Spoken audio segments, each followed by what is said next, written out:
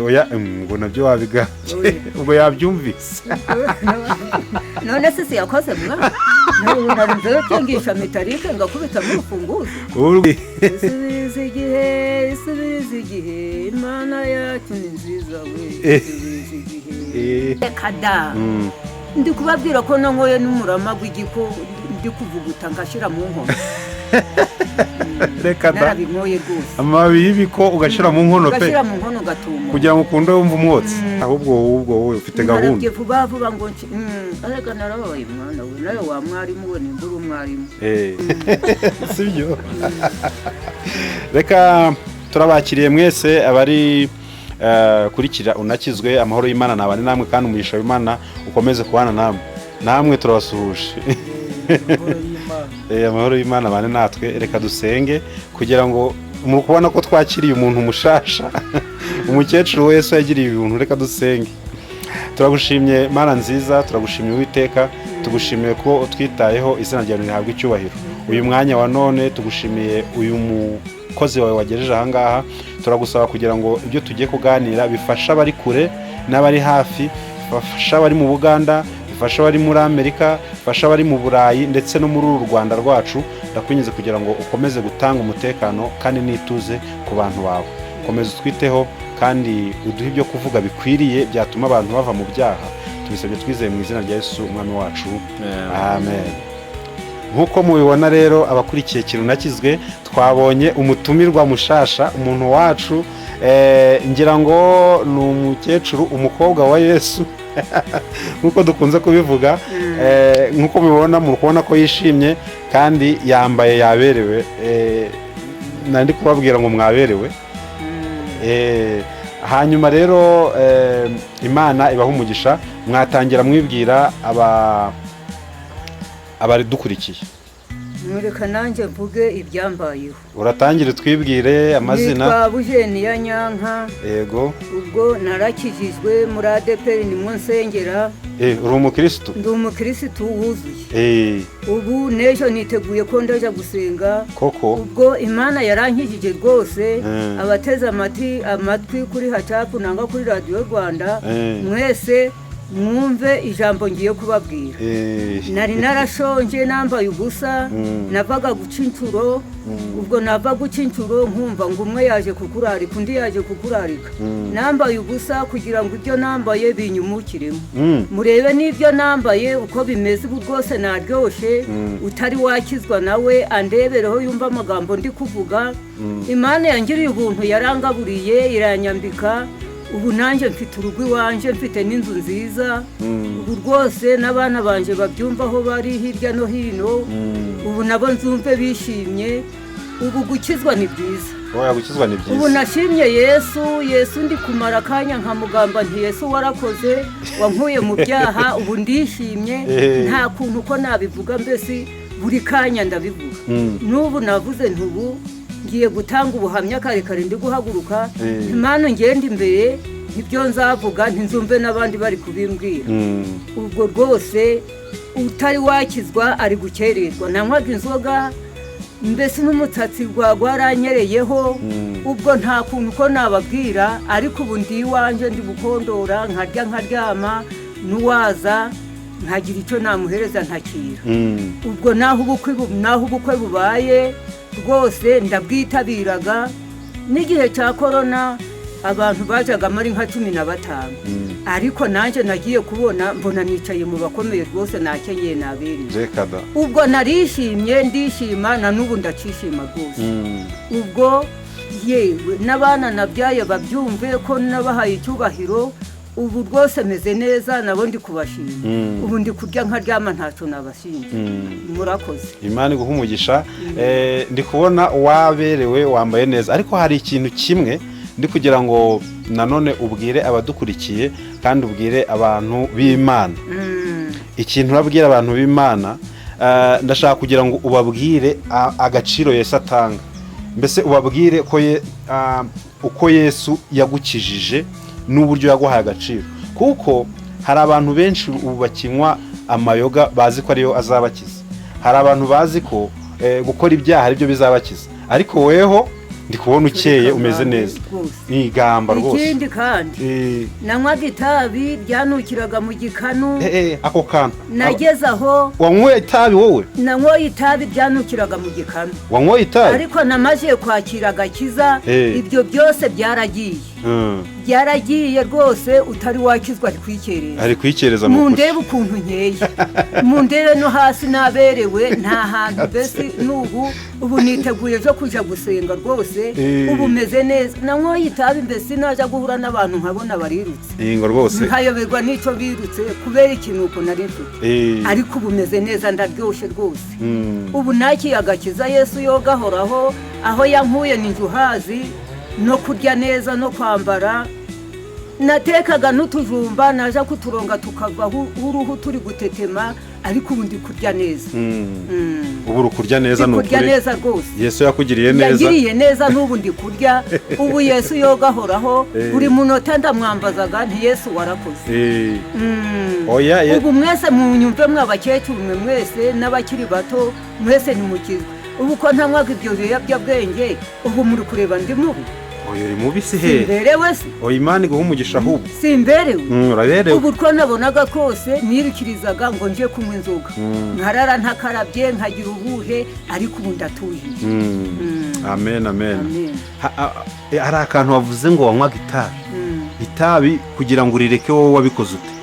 Itabi kugira ngo ndireke rero. Nabyo babyumva. Naragiye noneho twigira umubatizo. Mu kwigira umubatizo ubwo inzoga ndayireka ntinywa nkaja ku gasozi ndasara bampagarike. Ubwo noneho itabi nkaja ndarinywa ku mugoroba bwihishwa. Reka. Ubwo twabaye tugeze mu rusengero bari kutwerekana uko turigera turabatizwa. Ubwo noneho umunyempana bagize ngo wehe ibyawe birahagaze. Bihagaze bitengunywaga itabi. Ubwo mbona atari kubesha naragiye icyo gihe twasengeraga kuri cayi. Inkono ndayizana ndayibahereza. Inkono barayirengereza hepfo mu gishanga. Ubwo itabi ndireka guco iyo minsi 3 naraye ndi gukebaguza ngakebaguza ariko ubu ngubu nuri kunywa itabi ntiyakwicara impande yanjye. Koko se? Ubu neza ubu nta kibazo rwose. Ubu warariretse? Narariretse rwose ubu ndatujije. Koko? Ubu ndi mu byishimo mbese nta ubu nubwo wabona ndi mu rugo wanje wasanga ndi guseka nti Yesu warakoze. Buriya wamaze nk'igihe kingana iki uja gusenga ariko unywe n'itabi?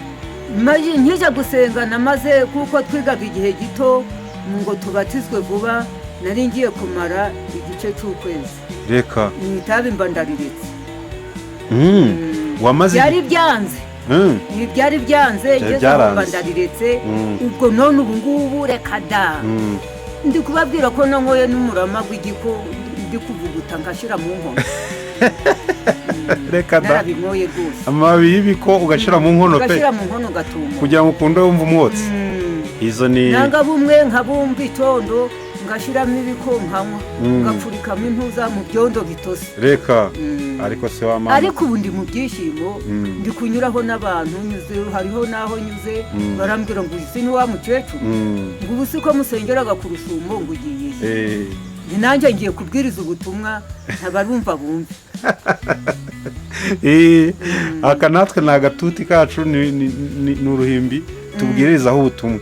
Hanyuma nandi nkubaza inzoga warayinyoye cyane ku buryo wenda waba waravuze utereka ngeraho nyireke? Inzoga narayinyoye cyane ngezaho ntagaciro. Reka da. Ngezaho ngaruka nyuma Yesu angarura nyuma. Nari nataye agaciro rwose. Oya wari warataye agaciro rwose. Ariko Imana ikugirire neza kandi Imana igufashe ngira ngo abari kukubona bari kubona ko usirimutse. Wenda cameraman adufashe bantu ntabwo bari kukubona neza ngo barebe n'urukweto wambaye, barebe niyo nkweto wambaye kandi kugera muri Yesu burya bifite agaciro.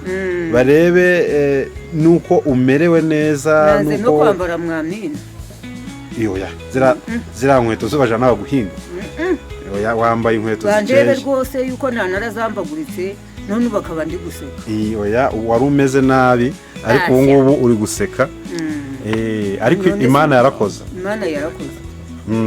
Noneho se ntaho muranyereka agace kaniya ngo ndebe muri iyo foto ukomeze. Turakwereka humura turi kukurebera ko bimeze neza nyabona wa muhungu we igire neza iriya foto yo kwa muhungu wa Kalisa uherutse kwerekana umugeni ko imeze neza barabikora neza ariko mu bigaragara Imana yarakoze rwose kandi babyumve Yesu yarakoze abantu barapinga Imana bazapfa nabi. Hari umukecuru wo mperutse kubona hano hepfo ku gasantere ari gusanza ibintu ngo yasinze kandi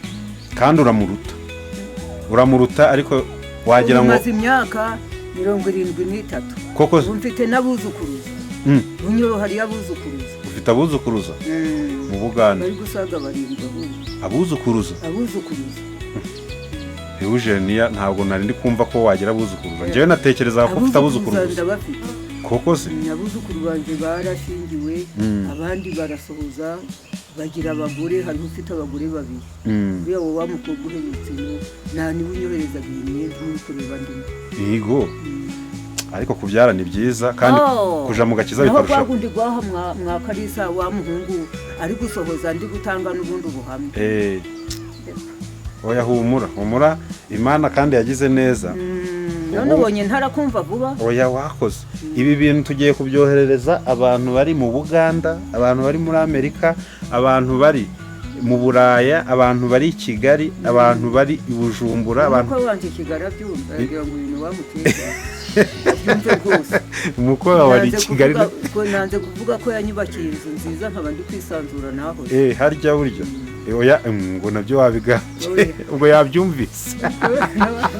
none se yakoze mwa nari ngiye metalike ngakubita mu rufunguzo uri gukinyisha metalike ugakubita kubyara ni byiza ariko iyo ntakizwa ntabwo iyi nyugute mba nyigeze abantu bari kurwanira kukugirira neza umwe ati ndakwambika undi ati ndakugaburira undi ati ndakubakira none nagera ikigende kurya ibyanje niwe ibijumba mvuye gukura iby'umukara reka sinakubwiye ndabyuka ndakura wambwiye ko urabyuka uraje gukura none wabonye ndetse amasezerano oya ahubwo wowe ufite gahunda vuba ngo arega narababaye mwana we nawe wa mwarimu we nimbura umwarimu narababaye nabonga gutubumba ugakwiruka nashiraho ya miteje itagira igicucu bikibera byeretse ubwo uri kumva mbese niyo abantu bantumye mu bukwe ngo mbatahire ubukwe ari abo tuganire nibyo ubonaga niteguye ibikoresho buriya ni ubwuzu oya biriya ni byiza kandi bituma n'umuntu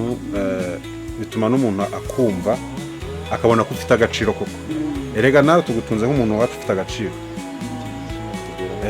noneho ikintu wabwira abantu basigaye inyuma cyangwa se bakikora ibyo bintu kugira ngo nabo baveyo wababwira iki ko ngendaga no mu nzira aho nyuze ndi kujya no gusenga ko ngendaga ndababwiriza ubutumwa utiki rero mwese nimukizwe ntimurebe ukomeze ubu n'iby'ejo ndambara nabiteguye kuwa gatatu koko se tuguraga kare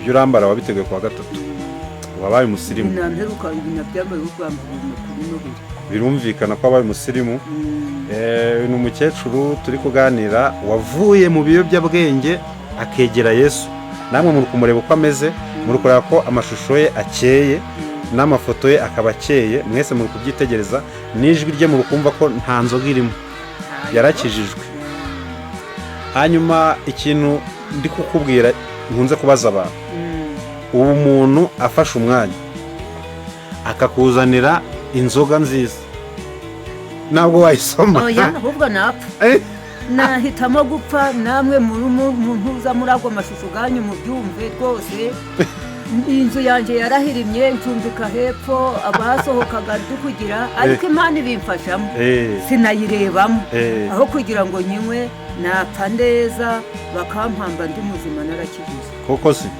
ubaho kugira ngo usome ku nzoga rwose wapfa uko n'itabi ni uko byagenda kose ubu ndi kwisanzura mu nzu harakondoye hameze neza nta kibi kirimo nagera mu nzu nahagara nkareba nuko umurogo uri kwaka amatara basizemo buri cyumba ni umuriro harimo amatara nkunda n'inzugi 5 ubwo rero urugi ni metalike ubwo muri kumva mwa bantu mwe hari uko Yesu atagize Yesu yarabikoze kabisa rwose hari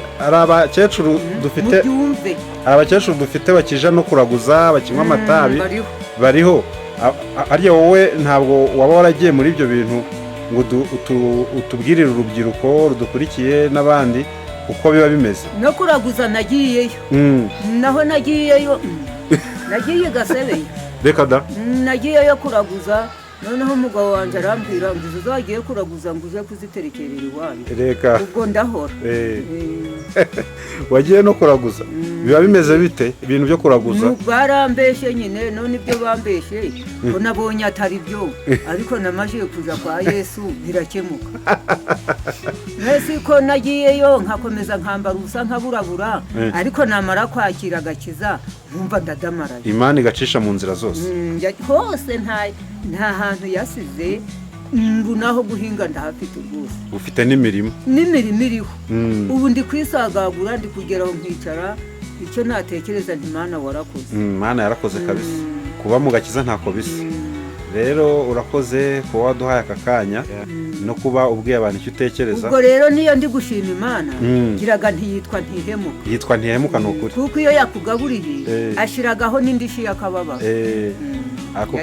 ako karirimbo, hari akaririmbo ukunda kuririmba ngira ngo kajya kitwa isubiriza igihe. washobora kukaturirimbira? ariko se wa Mungu wo nturukushubuye. oya humura ni ukugira ngo abantu badukurikiye baseke bamenye ko none nturukura ko insubije ngeze mu rugo umwanya. isubiriza igihe Imana yacu ni nziza we. ako kantu isubiriza igihe, ako karimbo ubu yarangije kunsubiza rwose. ubu ndatujije, nzapfa neza. oya uzapfa neza, kandi maze igihe kirekire nkijijwe, nta hari ubwabona subizi sibeho. ndabizi ni igihe kirekire nkijijwe. harya umaze imyaka ingahe uvutse? kuvuka ntawe uzi igihe cyo maze, uretse uko maze imyaka 73. 73? ni myinshi. rero wakoze kwitabira ikiganiro cyacu. sinzi niba hari irindi jambo usigaranye wavuga kugira ngo tube dusubitse.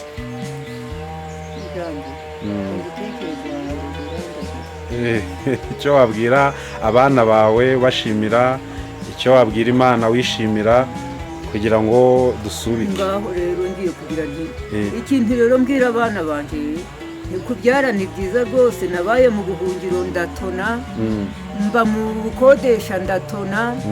ubwo aho bari bancumbikiye ni umuturage nawe yancumbikiye ku busa, ntiyagira icyo ambaza. namazemo hafi imyaka 2 ngiye kubona mbonye inzu rwose ntari kubitekereza. uwo muntu wampaye inzu nawe yarakoze ntako atagize. Imana ikomeze umuhe umugisha, ntabwo muvuze, mbese nawe ubwo arabizi ahari, ari kubireba, nawe ari kubireba rwose.